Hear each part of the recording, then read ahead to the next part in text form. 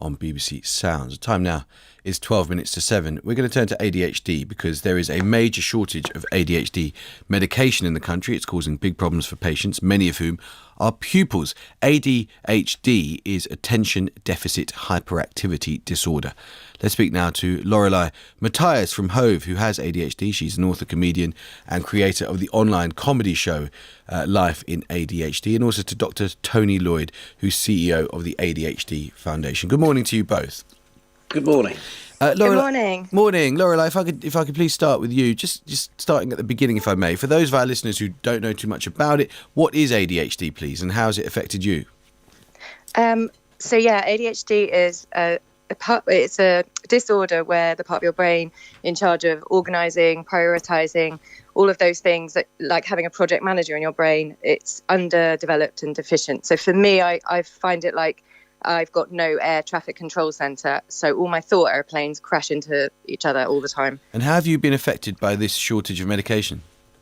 So I've put in my repeat prescription on the day that I'm allowed. I couldn't do it any earlier, and I've been ringing my pharmacy. After seeing all the stories, I've been quite concerned, and I've not been able to get through to my pharmacy to check that they have any.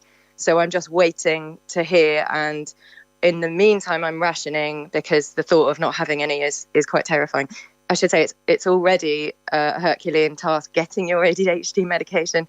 And it's deeply ironic because you need all your faculties to work in order to get through the Crystal Maze Challenge to get the meds in the first place. So the idea of it getting any harder is really terrifying. Yeah. Tony, how big a problem is this nationwide? It is a problem right across the country, unfortunately. Yes, we know that there are particular applications, the 8-hour applications, that are in short supply. And we don't see that this is going to get much better until the end of December, from all accounts. And anecdotally, and I know that's dangerous, this is an issue for a lot of kids in school, isn't it, Tony? Yes, it is. I think for many adults, there are lots of different strategies that they can employ that will help alleviate it.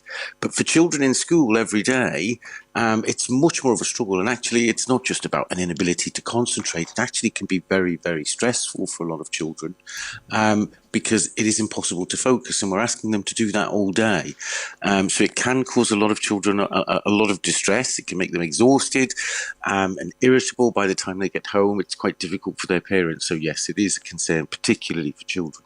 And we've come on quite some way, haven't we, in recent years, Tony, in our understanding of, should I say condition? I don't want to say disease, obviously, but I think of this, of ADHD, of this condition.